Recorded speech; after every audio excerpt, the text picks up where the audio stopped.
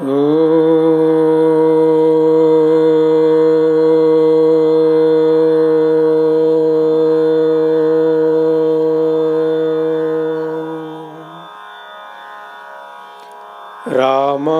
रामभद्राय रामचन्द्राय मानसे रघुनाथाय नाथाय श्रीसीताय पतये नमः।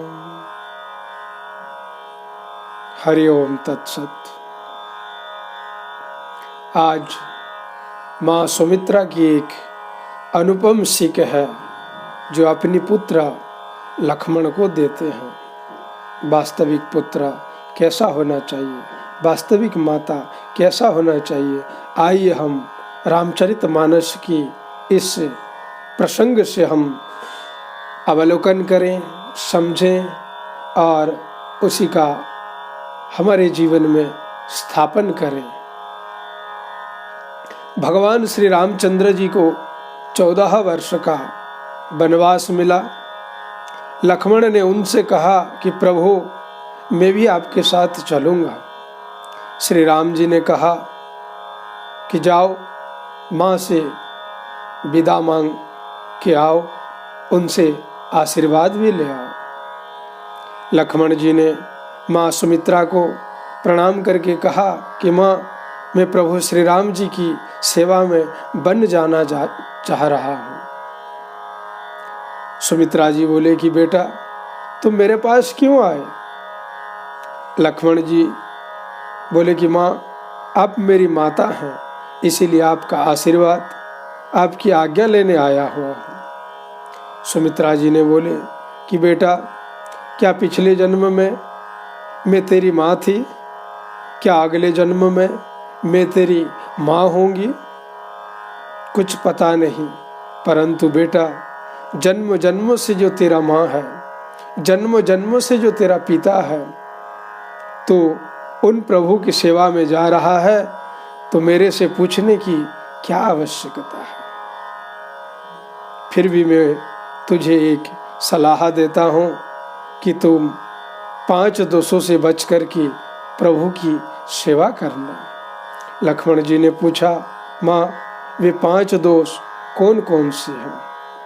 सुमित्रा जी कहती है राग रोषो ईर्षा मद मोहो जनी सपने हो इनके बस हो सकल प्रकार विकार बिहाई मन क्रम वचन करे हु सेवकाई। राग, द्वेष, ईर्षा, मद और मोह, इनके वश स्वप्न में भी मत होना। सब प्रकार के विकारों को त्याग कर मन, वचन और कर्म से श्री सीताराम जी का ही सेवा करना। बेटा पहला दोष है राग। तुम प्रभु की सेवा करने जा रहे हो तो कोई लोग तुम्हें मिलेंगे, कईयों से परिचय होगा, परंतु तुम किसी में राग मत करना, आसक्ति मत करना। अनुराग तो बस एक राम जी से ही करना। दूसरा दोष है रोष। कभी तुम्हारे मन का ना हो तो रोष नहीं करना, क्रोध से अपने आप को बचाना। ऐसी इच्छा नहीं करना जिसकी आपूर्ति पर क्रोध उत्पन्न ना हो। तीसरा दोष है ईर्षा। कोई प्रभु की ज़्यादा सेवा भक्ति करे, प्रभु किसी को ज़्यादा प्रेम करें तो तुम उससे ईर्षा नहीं करना, बल्कि उसी की सेवा भक्ति का आदर करना। कोई श्री राम जी के ज़्यादा निकट हो तो उससे ईर्षा नहीं करना, अपितु उसके प्रति अपना प्रेम बढ़ाना। चौथा दोष है मद। तुम अभिमान से बचना। सेवा का, उन्नति का, सद्गुणों का अभिमान अपने में मत लाना, अपितु इन्हें प्रभु की कृपा समझना। पांचवा दोष है मोह। किसी के मोह में मत फंसना। इसके बिना नहीं चलेगा, उसके बिना नहीं चलेगा, ऐसा कभी भी नहीं करना, अपितु प्रभु में अपने मन को लगाए रखना। अनुकूलता में फंसना नहीं, प्रतिकूलता में घबराना नहीं, प्रभु का आश्रय लेना और अपने हृदय में उनको बसाए रखना तथा निष्कपटता पूर्वक उनकी सेवा करते रहना। बेटा लक्ष्मण, जहाँ श्री राम जी का निवास हो वहीं तुम्हारी अयोध्या है। श्री रामचंद्र जी तो प्राणों के भी प्रिय हैं, हृदय के भी जीवन है और सभी के स्वार्थ रहित सखा हैं। उनके साथ बन जाओ और जगत में जीने का लाभ उठाओ।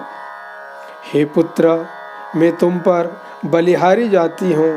मेरे समेत तुम बड़े ही सौभाग्य का पात्र हुए जो तुम्हारे चित्त ने छल छोड़ करके श्री राम जी के चरणों में स्थान प्राप्त किया है।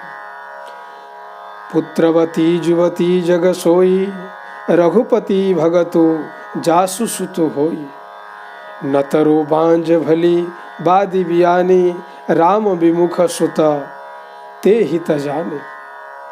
संसार में वही युवती स्त्री पुत्रवती है जिसका पुत्र श्री रघुनाथ भगवान राम का भक्त हो। नहीं तो जो भगवान से विमुख पुत्र से अपना हित जानती है वह तो बांझ ही अच्छी। प्रभु की भांति उसका पुत्र को जन्म देना व्यर्थ ही है। संपूर्ण पुण्यों का सबसे बड़ा फल यही है कि श्री सीताराम जी के चरणों में स्वाभाविक प्रेम हो। बेटा, तुम वही करना जिससे श्री रामचंद्र जी वन में क्लेश न पाए। तुम्हारे कारण श्री राम जी और सीता जी सदैव सुख ही सुख पाएं।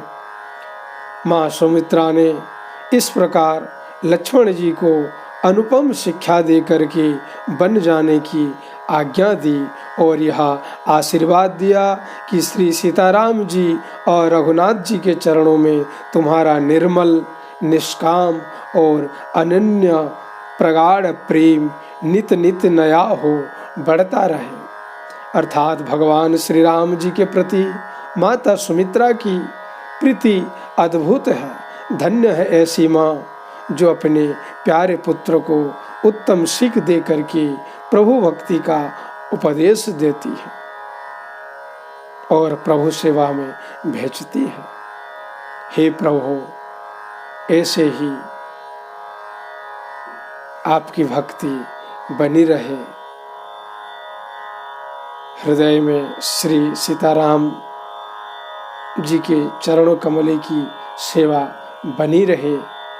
यही हम सबको रामचरितमानस में शिक्षा मिलती है, जो शिक्षा माता सुमित्रा ने अपने पुत्र लक्ष्मण जी को दिए थे। इसका पालन करना, इसका हृदय में स्थापन करना और प्रभु राम जी के दासत्व का अनुभव करना, यही जीवन की अहोभाग्य है।